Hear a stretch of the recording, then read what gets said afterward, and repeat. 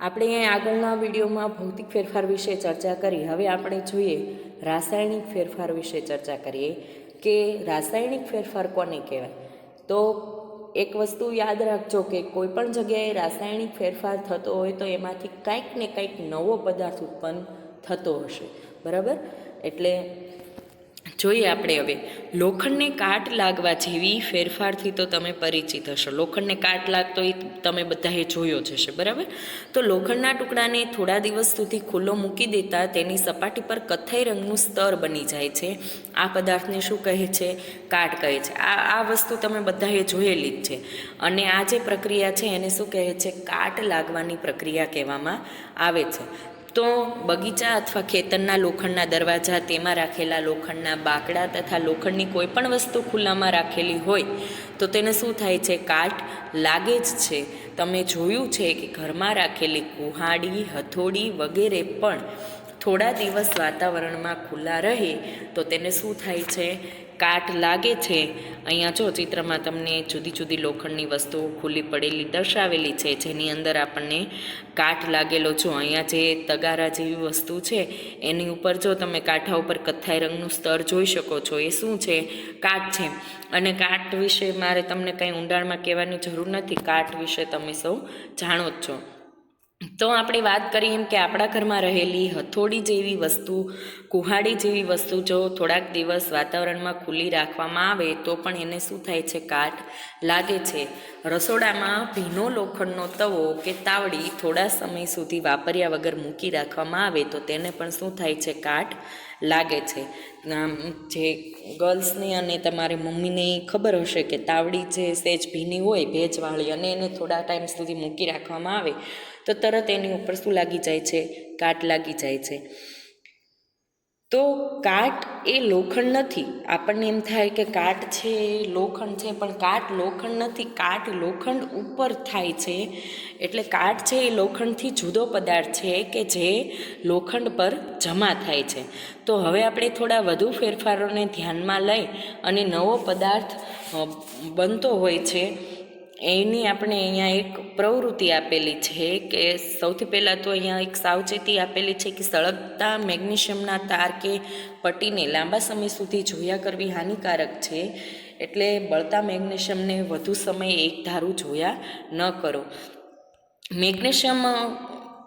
આપણે મેગ્નેશિયમ ધાતુનું નામ તમે સૌએ સાંભળ્યું હશે. તો મેગ્નેશિયમ ધાતુની એકદમ પાતળી પટ્ટી અથવા તો નાનો તાર લઈ તેના છેડાને કાચ પેપર વડે સાફ કરો કે જેની ઉપરથી કચરો હોય તો એ સાફ થઈ જાય. આ છેડાને મીણબત્તીની જ્યોત પર ધરો. એટલે એને શું કરવાનું? મીણબત્તીની જ્યોત ઉપર રાખવાનું છે. તો તે શું થશે? તે તેજસ્વી સફેદ પ્રકાશથી સળગવા લાગે છે. જ્યારે તે સંપૂર્ણપણે સળગી જાય ત્યારે તેનો સફેદ પાવડર રાખ મળે છે. જો અહીંયા તમે જોઈ શકો છો મેગ્નેશિયમની આ જે છે ઉપર આપેલી પટ્ટી છે એને જ્યારે મીણબત્તીની જ્યોત ઉપર રાખવામાં આવે ત્યારે એ કેવી રીતે સળગે છે? તેજસ્વી સફેદ પ્રકાશથી એ બળવા લાગે છે. અને જ્યારે સંપૂર્ણપણે બળી જાય ત્યારે એની સફેદ રાખ એટલે કે સફેદ પાવડર જોવા મળે છે. તો આ એક પ્રકારનો શું થયો? રાસાયણિક ફેરફાર થયો ને, કારણ કે એનું મેગ્નેશિયમની પટ્ટી હતી, સળગીને એનું શેમાં રૂપાંતર થઈ ગયું? સફેદ રાખમાં રૂપાંતર થઈ ગયું.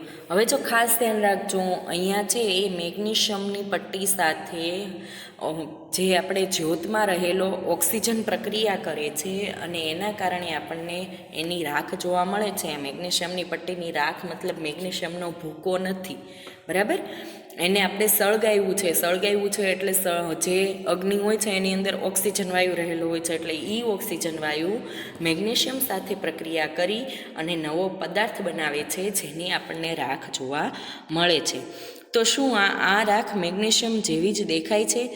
આ ફેરફારને આપણે નીચે મુજબના સમીકરણ વડે દર્શાવી શકીએ છીએ. તો આ રાખ છે એ શું છે? મેગ્નેશિયમ ઓક્સાઇડ છે. જો મેં તમને કીધું એમ કે મેગ્નેશિયમની પટ્ટી તો આપણી પાસે હતી જ, જેને આપણે Mg સ્વરૂપે દર્શાવી શકીએ. અને જે જ્યોત હતી એની અંદર કયો વાયુ હોય છે? ઓક્સિજન, જેને આપણે O2 સ્વરૂપે દર્શાવીએ. આ બંને વચ્ચે પ્રક્રિયા થઈ અને આપણને મળે છે MgO એટલે કે મેગ્નેશિયમ ઓક્સાઇડ, જે આપણને રાખ સ્વરૂપે જોવા મળે છે. જો હવે આ જે સમીકરણ છે તમારે કદાચ આગળ આપણે તટસ્થીકરણમાં આવી ગયું એ પ્રકારનું સમીકરણ છે, ગણિતના સમીકરણ કરતાં અલગ છે. આવા પ્રકારના સમીકરણમાં તીરનો અર્થ એ બને, તીરનો અર્થ એવો થાય છે કે બને છે. જો અહીંયા તમે તીર જુઓ છો કે મેગ્નેશિયમ પ્લસ ઓક્સિજન, એમાંથી શું બને છે? Magnesium oxide. એટલે તીરનો મતલબ બને છે તેવો થાય છે. અને આ તબક્કે રાસાયણિક સમીકરણને સંતુલિત કરવાનો પ્રયત્ન કરેલ નથી.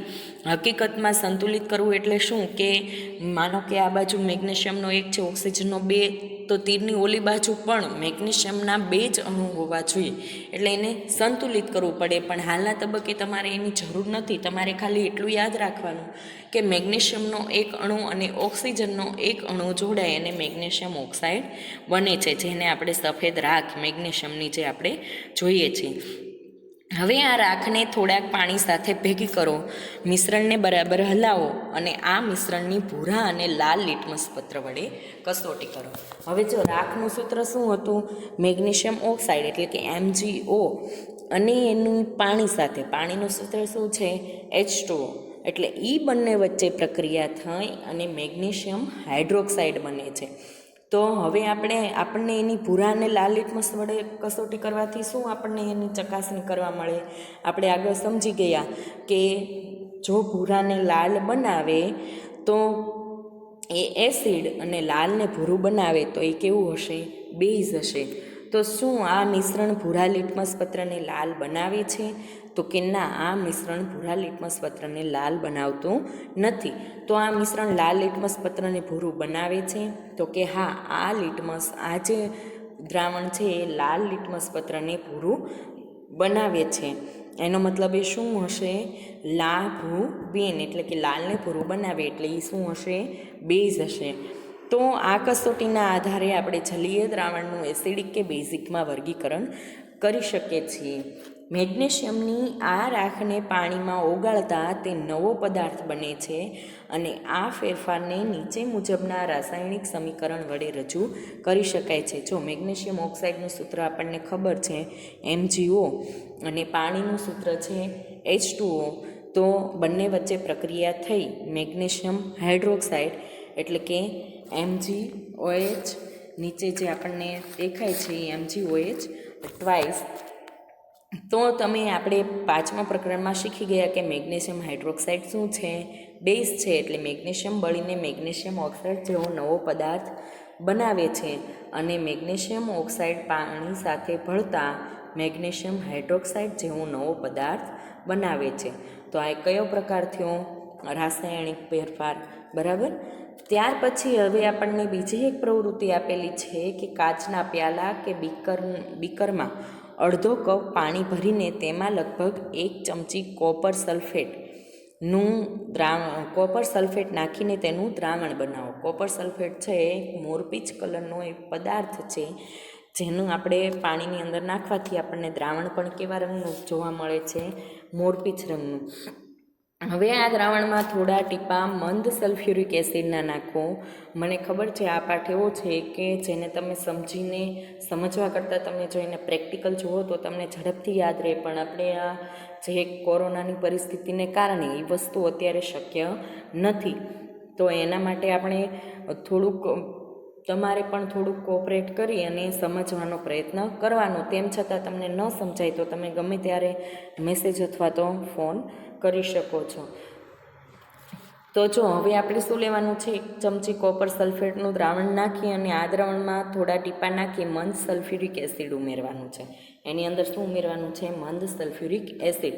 તો તમને વાદળી રંગનું દ્રાવણ જોવા મળશે. જો તમે અહીંયા જોઈ શકો છો, આ જે મેં તમને મોરપીચ કલરનું કીધું એ વાદળી રંગનું દ્રાવણ જોવા મળે છે. ત્યારબાદ શું કરવાનું છે કે વાદળી રંગનું દ્રાવણ જોવા મળે તેમાંથી નમૂના રૂપે થોડુંક દ્રાવણ, આપણે એનો કલર જોવા થોડુંક દ્રાવણ એને કસનળીમાં કે કાચની બાટલીમાં અલગ સાચવી રાખવાનું. બાકી રહેલા દ્રાવણમાં લોખંડની ખીલી કે વપરાયેલી સેવિંગ કરવાની બ્લેડ મૂકો. એટલે જે આપણે પતરી, જેને બ્લેડ કહીએ છીએ, એની અંદર બાકીનું દ્રાવણ છે એની અંદર મૂકવાનું. લગભગ અડધા કલાક સુધી રાહ જુઓ. હવે તમે દ્રાવણનો રંગ જોશો તો તમને આવા પ્રકારનો રંગ જોવા મળશે. શું કામ? કારણ કે જે લોખંડ હતું, પતરી શેની બનેલી હોય છે? લોખંડની.